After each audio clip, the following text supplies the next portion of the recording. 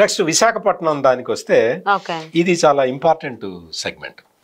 Visakhapatnam parliament అనేది చాలా important segment. Botsa Jhansi గారు వైసీపీ నుంచి కదా, వైసీపీ నుంచి బొత్స ఝాన్సీ గారు. ఇందాక నేను మీకు చీపురుపల్లి గురించి చెప్పాను కదా, బొత్స సత్యనారాయణ తన నియోజకవర్గాన్ని వదిలేసి విజయనగరంలో క్యాంప్ వేసి ఉన్నాడు.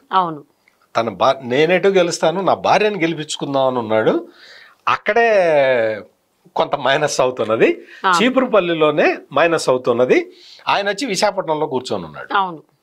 ఇక్కడ ఝాన్సీకి బాగా టఫ్ ఉన్నది. అసలు ఆమెకి ఏమాత్రం ఇది కనపట్టలేదు, ప్రాస్పెక్ట్స్ కనపట్టలేదు. అందుకని ఆ ప్రాస్పెక్ట్స్ కనపట్టలేదు కాబట్టి ఆయన వచ్చి ఇక్కడ కూర్చున్నాడు. అది పోతున్నది, ఇదేటో పోతుంది, ఇదేటో రాదు. ఎందుకు అంటే తెలుగుదేశం స్ట్రాంగ్ హోల్డ్స్ ఉన్నాయి. Bheemili, Srungavarapukota, Gajuwaka, Visakha east, Visakha west, Visakha south, Visakha north, ఇవి ఇందులో ఉన్న అసెంబ్లీ కాన్స్టిట్యున్సీస్. భీమిలి తెలుగుదేశం గెలిచేస్తున్నది, శృంగవరపుకోట తెలుగుదేశం ఉన్నది, గాజువాక అట్లాగే ఉంది, విశాఖ ఈస్ట్ అట్లాగే ఉంది, విశాఖ వెస్ట్ బీజేపీకి ఇచ్చారు. సో ఇది కొంచెం విశాఖ నార్త్ కొంచెం కీన్ కాంటెస్ట్ లో ఉన్నది, కానీ అక్కడ కూడా వాతావరణం మారుతూ ఉన్నది. ఇది ఇది ఇది బేసిక్ గా ఇక్కడ ఏంటి అంటే మొన్న బాలకృష్ణ వెళ్ళి ప్రచారం చేశాడు. అంటే బాలకృష్ణ అల్లుడు అక్కడ ఎంపీగా పోటీ చేస్తున్నాడు తెలుగుదేశం తరఫు నుంచి, శ్రీభరత్. సో బాలకృష్ణ వెళ్ళటానికి ముందు వెళ్ళటానికి తర్వాత మనం చూసుకుంటే ఇక్కడ విపరీతమైన స్వింగ్ బాలకృష్ణ ప్రచారం తర్వాత కనిపించింది. బాలకృష్ణ ప్రచారంలో మాస్ చాలా ఎక్కువ మంది వచ్చారు.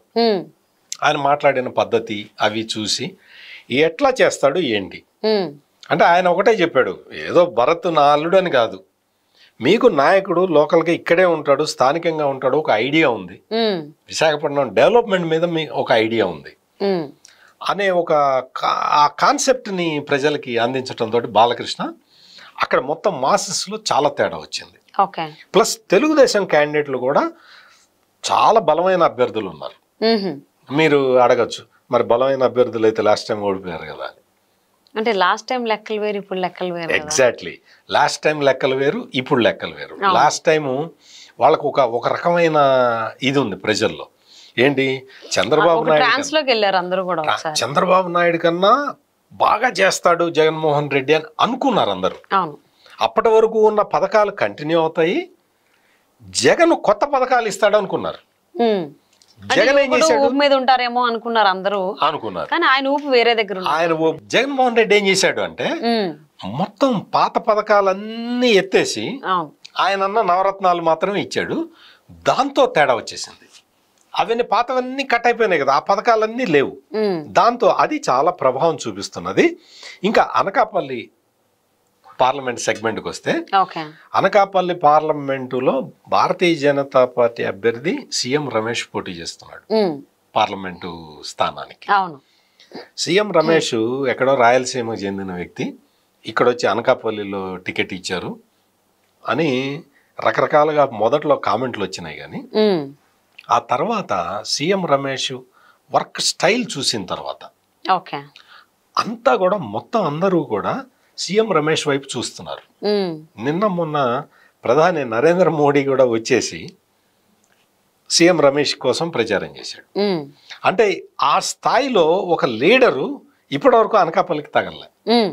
సో అతను గనక వస్తే అతను ఇంకొకటి ఏంటంటే చెప్తున్నాడు, నా ఎజెండా ఇది, నేను ఈ విధంగా అనకాపల్లిని డెవలప్ చేస్తానని చెప్పి క్లియర్ కట్గా చెప్తున్నాడు. గవర్నమెంట్ ఫ్యాక్టరీలు తాకపోతే నేను తెచ్చి పెడతానంటున్నాడు. మరి అసలు మీకు నిరుద్యోగ సమస్య అనేది ఉండదు, నేను మీకు ఎందుకు ఎన్ని ఉద్యోగాలు కావాలి, నేను ప్రైవేట్ కంపెనీలు నేను తెస్తా. అటువంటి నాయకుడు కోసం అనకాపల్లి వెయిట్ చేస్తున్నది. అనకాపల్లిలో చోడవరం, మాడుగుల, అనకాపల్లి అసెంబ్లీ, పెందుర్తి, యలమంచిలి, పాయకరావుపేట, నర్సీపట్నం, ఈ కాన్స్టిట్యున్సీస్ ఉన్నాయి. ఇందులో నర్సీపట్నం స్ట్రాంగ్ హోల్డ్ తెలుగుదేశం పార్టీకి. చింతకాయల అయ్యన్న పోతుడు చాలా చాలా సీనియర్, పార్టీ పుట్టినప్పటి నుంచి అందులోనే ఉన్నాడు. ఆయన చాలా స్ట్రాంగ్ లీడర్, చాలా అసలు అక్కడ ఈయన అపోనెంట్ అంటే వైసీపీ క్యాండిడేట్ అతని దాష్టిగానికి అంటే రాయలసీమ తరహా రాజకీయం చేసే అతని పేరు గణేష్ అనమాట. ఓకే. అతని మీద పోరాటం చేసి నిలబడటం అంటే మామూలు విషయం కాదు. ఇప్పుడు నిలబడి చింతకాయల అయ్యన్న పాత్రుడు వైపు అందరూ ప్రజలందరూ చూస్తూ ఉన్నారు. అంత ఇది తీసుకొచ్చాడు. ఇది పార్లమెంటుకు కూడా ప్లస్ అవుతున్నది. చాలా మంది ఏమనుకుంటారంటే అనకాపల్లి బీజేపీకి ఇచ్చారు కదా, బీజేపీకి తెలుగుదేశం మధ్యలో ఓట్ ట్రాన్స్ఫర్ ఇష్యూ అనే వస్తుందేమో అన్న ఆశతోటి వైసీపీ చాలా ఆశగా ఎదురు చూస్తూ ఉన్నది. కానీ ఇక్కడ మొత్తం అందరూ కలిసి పనిచేస్తున్నారు. మాడుగుల్లో అక్కడ కూడా తెలుగుదేశం వేవ్ క్రియేట్ అయిపోయింది. అనకాపల్లి జనసేనకి ఇచ్చారు. అనకాపల్లి అసెంబ్లీ చాలా స్ట్రాంగ్ గా ఉంది. అక్కడ పెందుర్తి, యలమంచిలి, పాయకరావుపేటలో అయితే మనం వంగలపూడి అనిత, ఆమె ఫైర్ బ్రాండ్, ఆమెకి చాలా విపరీతమైన స్వింగ్ వచ్చి ఉన్నది. సో అసెంబ్లీ క్యాండిడేట్ల ప్రభావంతో పార్లమెంట్కి అడ్వాంటేజ్ అవుతుంది. పార్లమెంట్ అభ్యర్థి స్ట్రాంగ్ కావటం వల్ల అసెంబ్లీకి అడ్వాంటేజ్ అవుతుంది. మొత్తం అనకాపల్లి ఓవరాల్గా అనకాపల్లి చూస్తే ఇక్కడ వైఎస్ఆర్ కాంగ్రెస్ పార్టీకి ఒక్క సీటు కూడా వచ్చే అవకాశం కనపడలేదు. ఇప్పుడు నెక్స్ట్ ఇంకా ఉత్తరాంధ్ర నుంచి మనం కాకినాడ వద్దాం. కాకినాడ పార్లమెంట్ అంటే దీనికి చాలా పెద్ద ప్రత్యేకత ఉంది. నిన్న మొన్నటి వరకు వైఎస్ఆర్ కాంగ్రెస్ పార్టీ ఏం చేసిందంటే కమ్మకి కాపుకి తగద పెట్టేసి మనం కథ నడిపించేద్దామన్న ప్లాన్ చేసుకున్నారు. ఇప్పుడు ఏమైంది అంటే ఈ మొత్తం వీళ్ళు చేస్తున్న ఈ టోటల్ ఈ డ్రామా, ఈ ఎపిసోడ్, ఇవన్నీ వాళ్ళు పెట్టిన పోస్టింగులు, మరీ ముఖ్యంగా ముద్రగడ పద్మనాభం లాంటి వ్యక్తి అక్కడ చేసి వైసీపీ నాయకుడిగా అక్కడ కూర్చొని కూతురు ప్రాపర్టీ అంటాం, అంటే ఆడపిల్లల్ని ఒక ప్రాపర్టీ లాగా చూడటం, పవన్ కళ్యాణ్ పెళ్లిళ్ళ గురించి మాట్లాడటం, ఇదంతా కూడా అసలు విపరీతమైన డ్యామేజ్ జరుగుతున్నది వైఎస్ఆర్ కాంగ్రెస్ పార్టీకి. ఇది మామూలుగా పైకి ఆడవాళ్ళైతే పైకి చెప్పేస్తున్నారు. ఈ ముద్రగడ పద్మనాభం ఆడవాళ్ళ గురించి, కూతురు గురించి ఎవరన్నా ప్రాపర్టీ, నా ప్రాపర్టీ కాదు, పెళ్లి చేసాను, వేరే వాళ్ళ ప్రాపర్టీ అంటారమ్మా? నాకు తెలిసి అయితే అనరు, నేను అనుకోవడం. ఆ తరహా చేస్తే ఆ తరహా రాజకీయం వైఎస్ఆర్ కాంగ్రెస్ పార్టీకి మొత్తం కాకినాడ పార్లమెంటు మొత్తం ప్రభావం చూపిస్తున్నది. ఇక్కడ తుని, ప్రత్తిపాడు, పిఠాపురం, కాకినాడ రూరల్, పెద్దాపురం, కాకినాడ సిటీ, జగ్గంపేట ఈ అసెంబ్లీ సెగ్మెంట్లు ఉన్నాయి. మీకు పిఠాపురం గురించి ఇప్పుడు ప్రత్యేకంగా చెప్పక్కర్లేదు. ముద్రగడ పద్మనాభం చేసిన డ్యామేజీ ఇప్పుడు పవన్ కళ్యాణ్కి అయితే 50,000 మెజారిటీ పైన పందాలు కాసుకుంటున్నారు. 50,000 మెజారిటీ గెలుస్తారా లేదా అని ఇప్పుడు మెజారిటీ మీదకి వచ్చేసి మెజారిటీ 50,000 దాటుతుందా దాటదా అని పందాలు కాసుకుంటున్నారు. ఆ పరిస్థితి ఇక్కడ కనపడుతున్నది. తునిలో నిన్న మొన్నటి వరకు కూడా ఒక హోప్ ఉన్నది వైసీపీకి.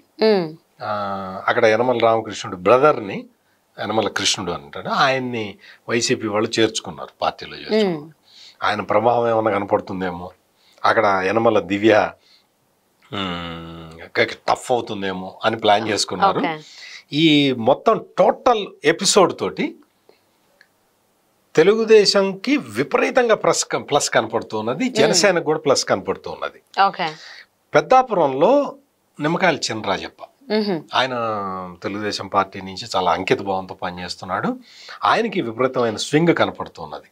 ఇదంతా కూడా మొత్తం పార్లమెంట్ సెగ్మెంట్ మొత్తం మీద కనపడుతున్నది. మీకేంటి అంటే ఒక్కొక్క అసెంబ్లీ కాన్స్టిట్యున్సీ దీంట్లో డిఫరెంట్గా ఉండొచ్చు, దాంట్లో డిఫరెంట్గా ఉండొచ్చు అనిపిస్తూ ఉంటుంది.